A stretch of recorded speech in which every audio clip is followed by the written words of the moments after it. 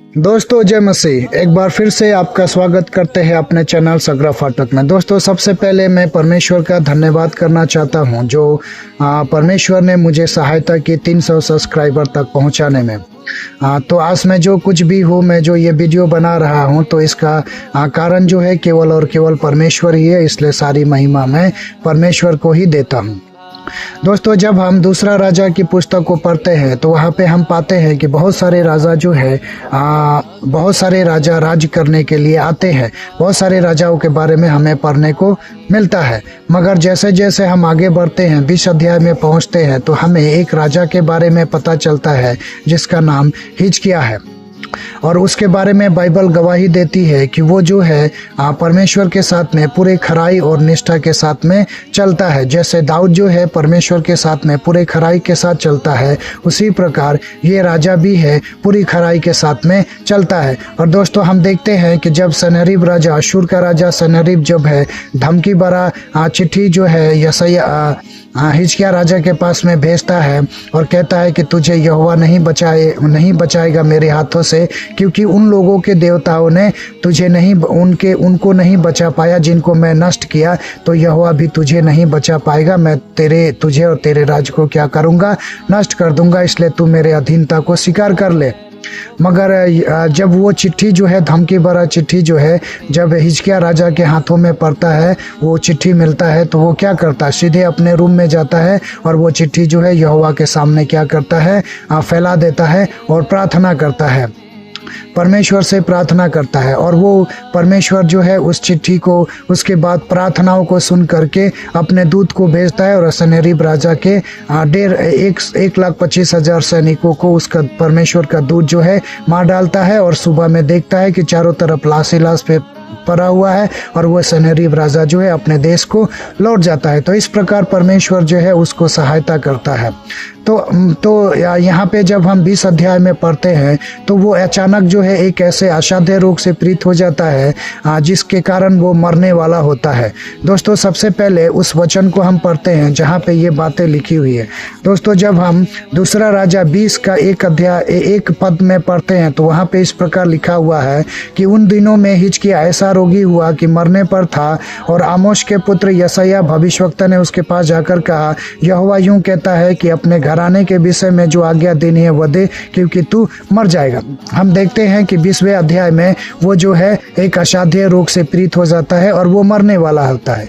दोस्तों वो जब राजा बनता है केवल 25 साल का होता है, और जिस वक्त ये रोगी हुआ है वो केवल 39 साल का था। उसका कोई संतान भी नहीं था, कोई भी संतान नहीं था दोस्तों। और वो जो उम्र है, जिस आयु में वो पहुंचा था, वो आयु मरने वाला नहीं था। ये सारी बातें जो है उसको बहुत ही व्याकुल कर रही थी, मगर फिर भी वो अपने दिन को गिना करता था कि आज मरे कल मरे। मगर जब अचानक मृत्यु सैया पे वो सोया रहता है और अचानक उसको समाचार मिलता है कि यशायाह जो है आ रहा है, वो परमेश्वर के तरफ से कुछ वचन लेकर के आ रहा होगा, परमेश्वर ने उसको भेजा होगा कि वो प्रार्थना करेगा और मैं चंगा हो जाऊंगा, ऐसे उसके मन में आशा जगा होगा। मगर जब यशायाह आता है तो वो एकदम विपरीत बातें करता है। यशायाह जो है पूरे कठोरता के साथ में उसको कहता है कि तू अपने घर वालों को जो आदेश देना चाहता है दे दे, जो कुछ कहना चाहता कह दे, क्योंकि तू बचेगा नहीं, मर जाएगा। अब जो है जो थोड़ा बहुत जो आशा था उसके जीवन में, वो आशा भी वो क्या होता है, खत्म हो जाता है और वो बहुत ही अंदर से व्याकुल हो जाता है, टूट जाता है। और फिर वो क्या करता है, दीवार के तरफ में मुंह करता है और फूट फूट करके रोने लगता है। यशायाह को जो परमेश्वर ने बातें बोला था वो बात बोलता है और वो जाने की तैयारी में होता, आंगन में पहुंचता है और इधर हिजकिय्याह राजा जो है फूट फूट करके रोने लगता है, परमेश्वर से प्रार्थना करता है, दया की याचना करता है। और परमेश्वर जो है उसके आंसुओं को देखता है, उसके मनों को देखता है, और परमेश्वर जो है उसकी आयु को 15 वर्ष बढ़ा देता है। अभी यशायाह जो है आंगन को पार भी नहीं कर पाया था, तो परमेश्वर जो है यशायाह को कहता है कि तू जा, मेरे दास हिजकिय्याह से कहा कि मैंने उसके आयु को बढ़ा दी है और मैं उसकी रक्षा करता रहूँगा अशूर के राजाओं से।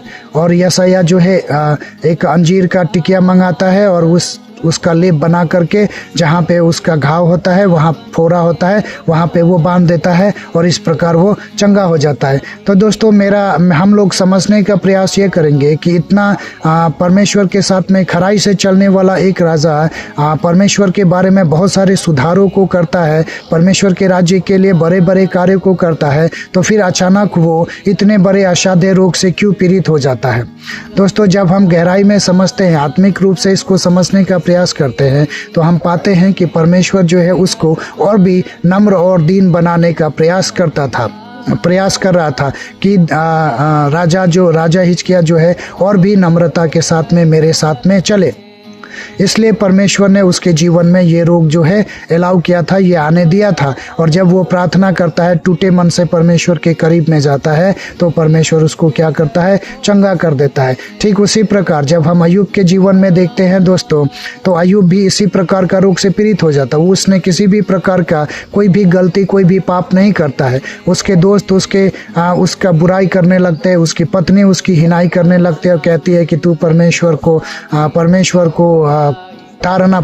का तारना कर, परमेश्वर को भला बुरा का। उसके दोस्त भी कहते हैं, मगर वो कभी भी परमेश्वर को भला बुरा नहीं कहता है। वो खराई के साथ में परमेश्वर के साथ में डटा ही रहता है।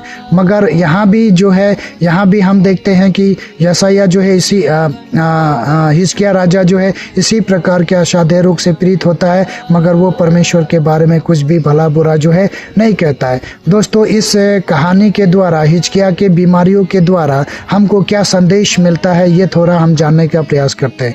दोस्तों, परमेश्वर जो है अगर हमको हमारे जीवन में कुछ बीमारियां, कुछ सताव लेकर के आता है, तो इसका सबसे बड़ा कारण है कि परमेश्वर चाहता है कि हमारा संबंध जो है परमेश्वर के साथ में और भी मजबूत हो, और भी मजबूत संबंध को बनाने के लिए, और भी हमको अपने करीब लाने के लिए, और भी परमेश्वर को हम समझ पाए। इसलिए वो हमारे जीवन में कुछ समस्याओं को जो है वो लाता है, ताकि हम और भी करीब जा सके।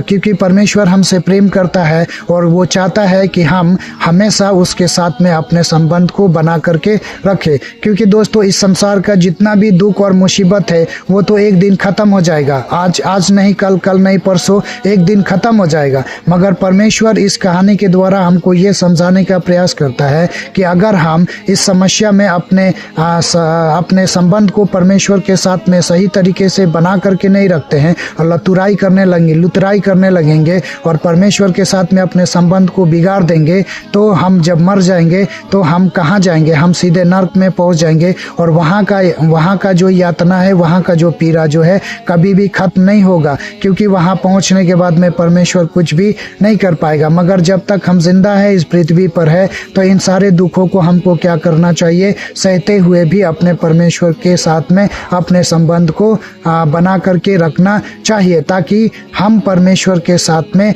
डटे रहे। क्योंकि जो जयवंत होगा उसी को तो मुकुट मिलता है, उसी को तो परमेश्वर इनाम देता है। तो हिजकिय्याह राजा को परमेश्वर और हमको हिजकिय्याह राजा के द्वारा यही बताना चाहता है कि भले ही आज तुम्हारे जीवन में समस्याएं है, मगर एक दिन तुम्हारे जीवन से इन सारी समस्याओं को मैं क्या करूंगा?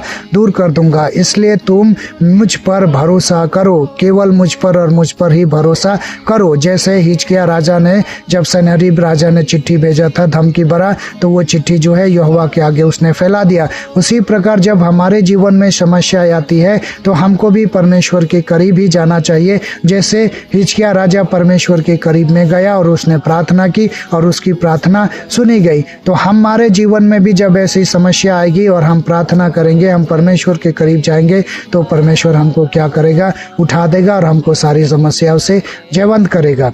तो दोस्तों, उम्मीद है इस वीडियो के द्वारा परमेश्वर ने आपको आशीष किया है। तो मिलते हैं फिर किसी दूसरे वीडियो में, तब तक के लिए जय मसीह।